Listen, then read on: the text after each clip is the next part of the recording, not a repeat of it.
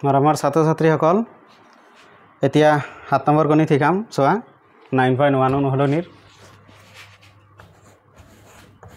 ইয়াতে দিয়া আছে যে এনতম পথ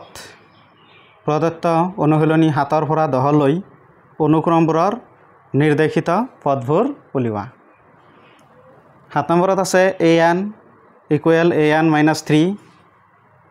ইয়াতে a17 আৰু a24 উলিয়াব লাগে an equal 4n minus 3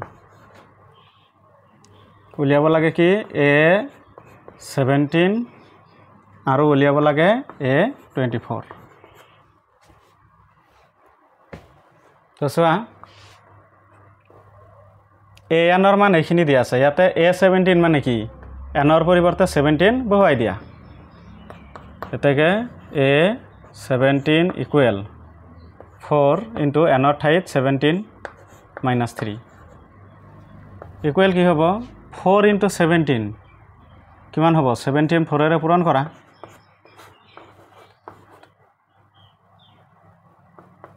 68 এটা 4 into 17 68 minus 3 68 ৰ পৰা 3 মাইনাস কৰিলে কি হ'ব 65 তেতিয়ালে এটা বাহিৰ হ'ল a17 আৰু এটা উলিয়াব দিছে কি a24 ইকুৱেল কি হ'ব ইয়াতে n ৰ ঠাইত 24 বহাই দিবা 4 into 24 minus 3 ইকুৱেল এই 24 4 ৰে পূৰণ কৰি দিয়া কি হয়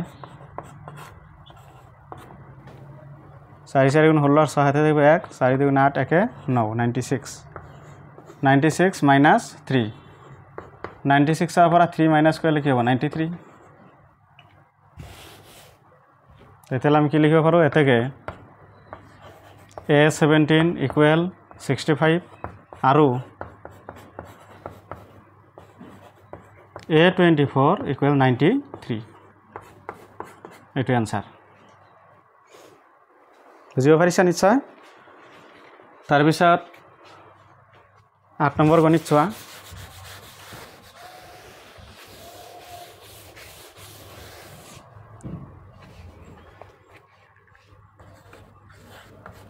आठ নম্বৰত আছে an equal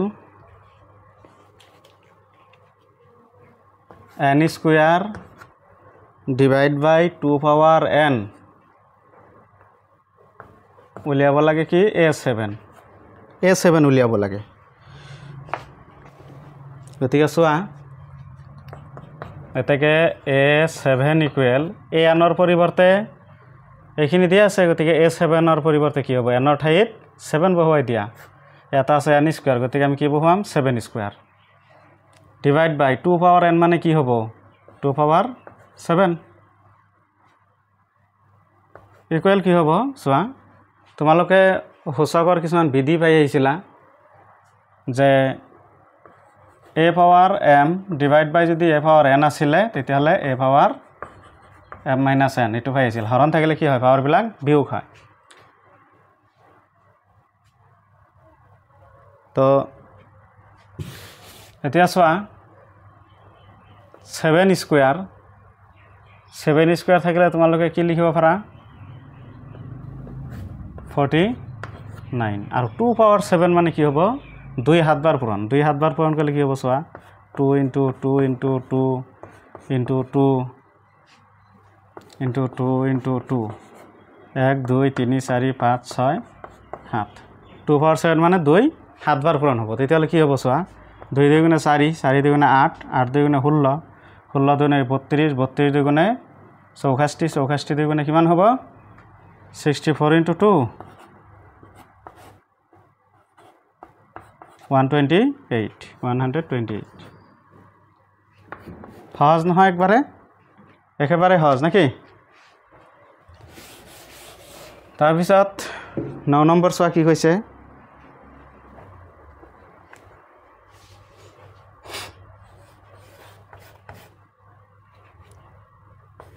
an equal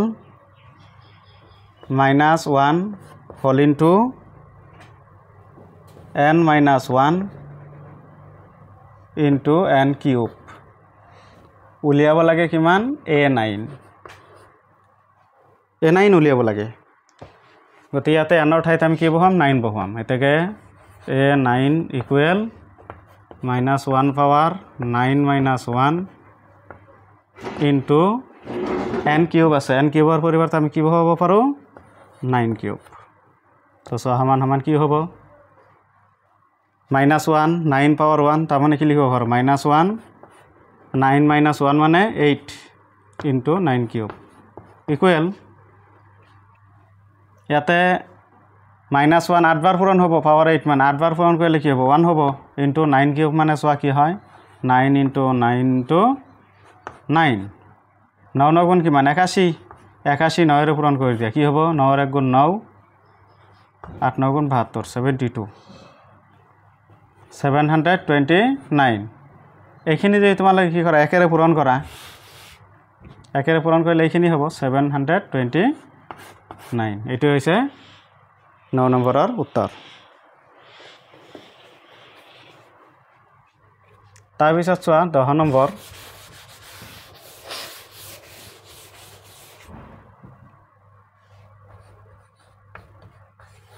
question number 10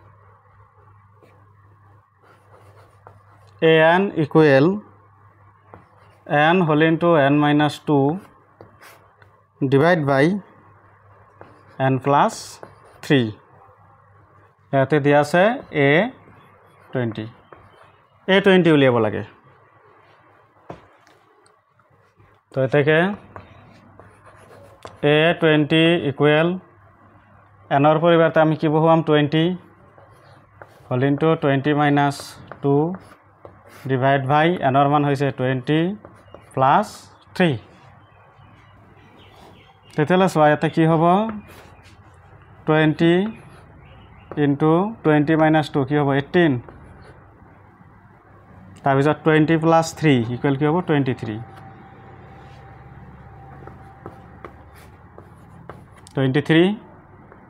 20 into 80 পূৰণ কৰিব লাগে 2 18 গুণ কিমান 36 শূন্যটো বহাই দিয়ে 360